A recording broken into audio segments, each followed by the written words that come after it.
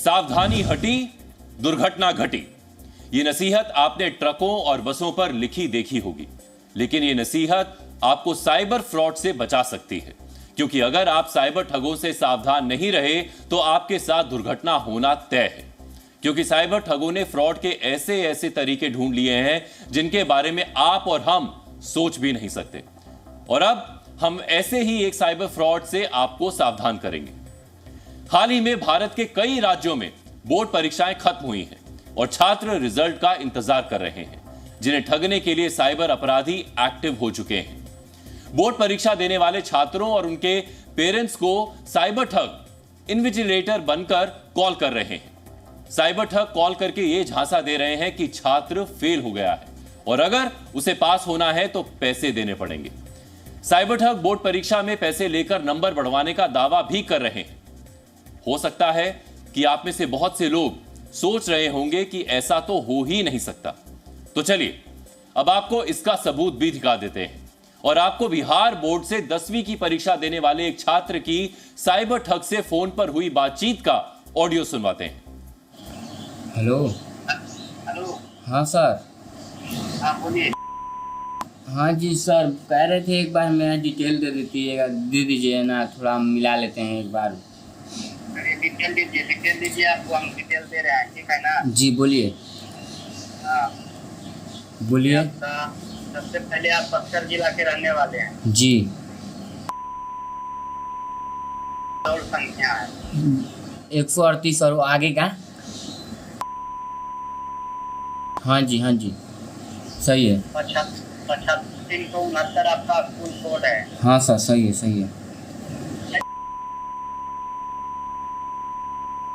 जी। Registration संख्या है? हाँ जी। संजू देवी आपकी माँ है? जी। राजेश खरवार आपके पिता हैं? जी। 10/4/2006 को आपका डेट ऑफ बर्थ है? जी। 6 विषय के लिए आपने परीक्षा दिया? जी। Math, science, social science, English, Hindi, Sanskrit, इतना डिटेल आपके पास, आपका मेरे पास है। अच्छा जी, तो ये काम करवाना है। इतना डिटेल देने के बाद भरोसा है? तो बैंक का अपना अकाउंट नंबर दे दीजिए। कितना देर में पेमेंट करेंगे पैसा? अभी तो पापा आएंगे तो कर देंगे। अरे पापा आएंगे तभी तो, पैसा हाथ में है ही नहीं। और फिर और अकाउंट नंबर लेने के लिए उतावले हो कि दे दीजिए। ये पैसा पेमेंट करेंगे तभी तो बढ़ाएंगे, 300 प्लस करेंगे। अच्छा, अभी मेरा कितना है टोटल? 283 आया है, मैथ में क्रॉस लगा हुआ है। 283। 282 मैथ में क्रॉस हो गया है। मैथ में 36 है। चलिए ठीक है। पेमेंट करने से पहले 2 मिनट पहले कॉल कर लीजिएगा, हम आपको अकाउंट नंबर मैसेज कर देंगे। ठीक है सर। आपने सुना कैसे साइबर अपराधी बोर्ड परीक्षाएं देने वाले छात्रों और उनके पेरेंट्स को कॉल करके फेल से पास करवाने और नंबर बढ़ाने का झांसा देकर ठग रहे हैं।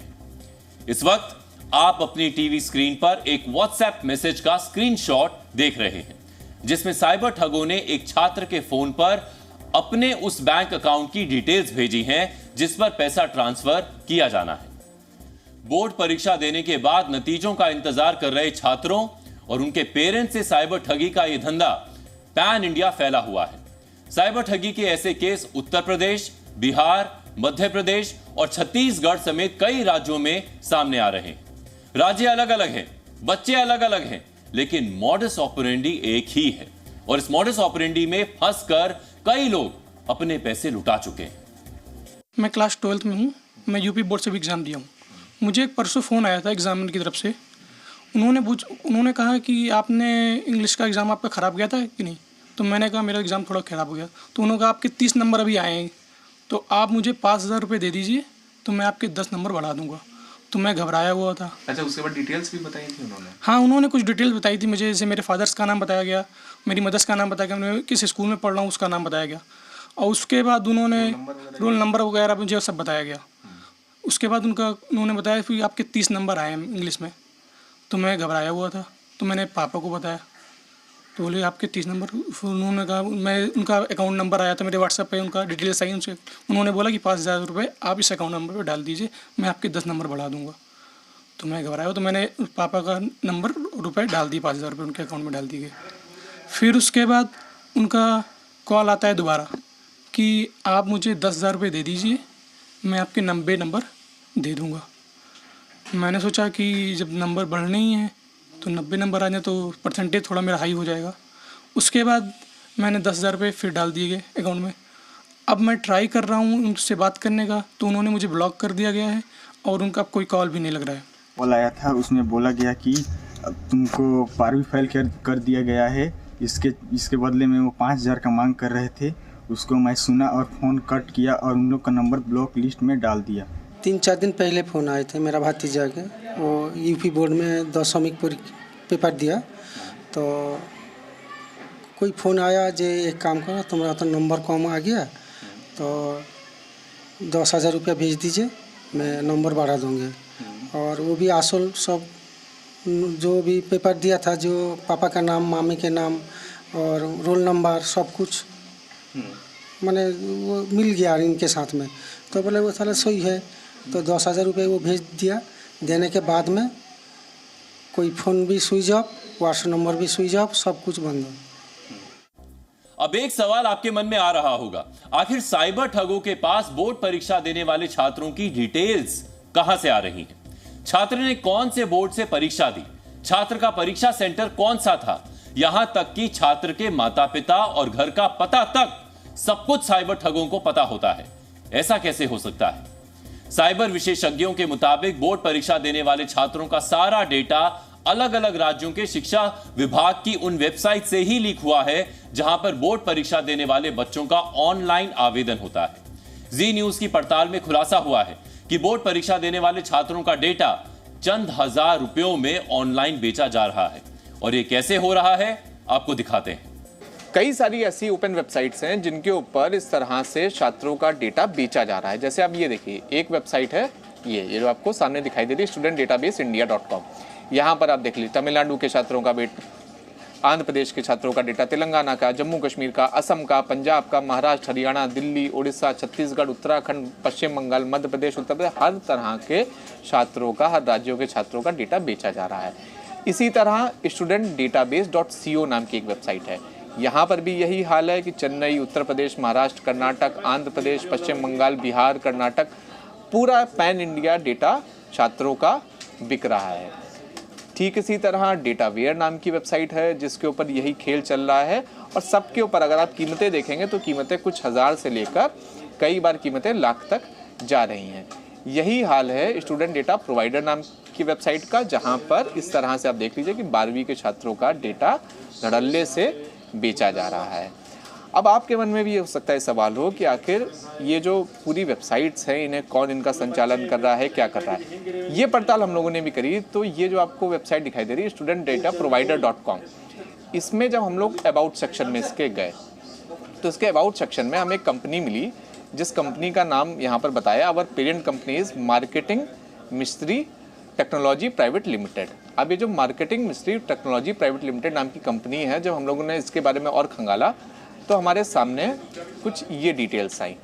ये इसका पूरा CIN नंबर है, इसके डायरेक्टर्स की पूरी इन्फॉर्मेशन, जिसमें पता लगा कि अर्चना कुमारी सिंघानिया और अतुल कुमार नाम के ये दो इस मार्केटिंग एजेंसी के डायरेक्टर्स हैं। जब इसकी भी हम लोगों ने पड़ताल की तो आप देखिए, अब ये अर्चना कुमारी सिंघानिया नाम की ये महिला सामने आती है, जिसकी ये तस्वीर आपको यहाँ पर दिखाई दे रही है।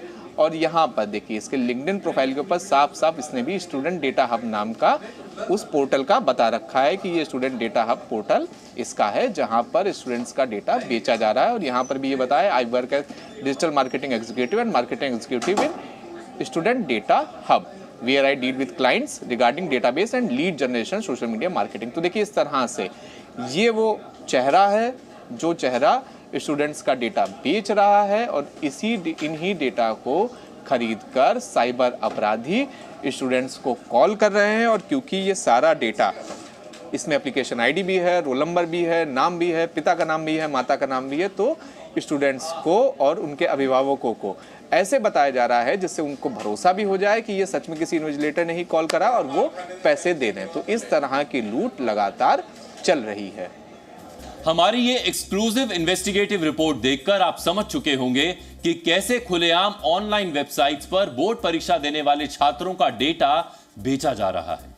हमने आपको उन लोगों के नाम और चेहरे भी दिखाए जो इस डेटा को मार्केटिंग की आड़ में बेच रहे हैं। डिटेल को गौर से देखिए तो एप्लीकेंट आईडी से लेकर डेट ऑफ बर्थ से लेकर फादर का नाम है या वो सारी डिटेल ऐसी हैं जो पीआई डेटा है। इसको हम बोलते हैं personal identifiable information which is very very sensitive. तो ये जब डेटा एट रेस्ट सर्वर पर होती है तो इनक्रिप्टेड होती है। जब इसको एक्सेस किया जाता है तब भी इनक्रिप्शन होता है। दो ही जगह से डेटा लीक हो सकता है। आप सर्वर हैक यदि नहीं हुआ है तो डेटा स्क्रैप किया होगा किसी ने। तो एक तो तरीका यह है कि सर्वर कहीं ना कहीं कुछ वल्नरेबिलिटी इनमें है जिसमें कोई एसक्यूएल इंजेक्शन या डेटा स्क्रैपिंग हो पाई कि हमने यदि एक एप्लीकेंट का आईडी मिल गया उसमें +1 करते जाके हमने बाकियों के सर्च कर लिए और वो डिटेल स्क्रैप कर इन मार्केटिंग कंपनीज को बेचा। ऐसा नहीं है कि इस मॉडस ऑपरेंडी के बारे में सरकारों को पता नहीं है। उत्तर प्रदेश सरकार ने कुछ दिन पहले ही एडवाइजरी जारी करके बच्चों और अभिभावकों को सावधान रहने के लिए कहा था, जो इस वक्त आप अपनी टीवी स्क्रीन पर देख सकते हैं, जिसमें छात्रों और उनके पेरेंट्स से कहा गया कि फेल से पास करवाने या नंबर बढ़ाने का लालच देने वाले साइबर ठगों से सावधान रहें। डीएनए में अपनी इस रिपोर्ट के जरिए हमारा मकसद आपको ऐसे साइबर ठगों से अलर्ट करना है। हमारी भी आपको सलाह है कि अगर आपका बच्चा भी बोर्ड एग्जाम दे चुका है और उसे भी फेल या नंबर बढ़वाने का कॉल आ रहा है तो ऐसे किसी कॉल पर पैसा ना ट्रांसफर करें, बल्कि सीधा पुलिस से शिकायत करें। जी न्यूज़।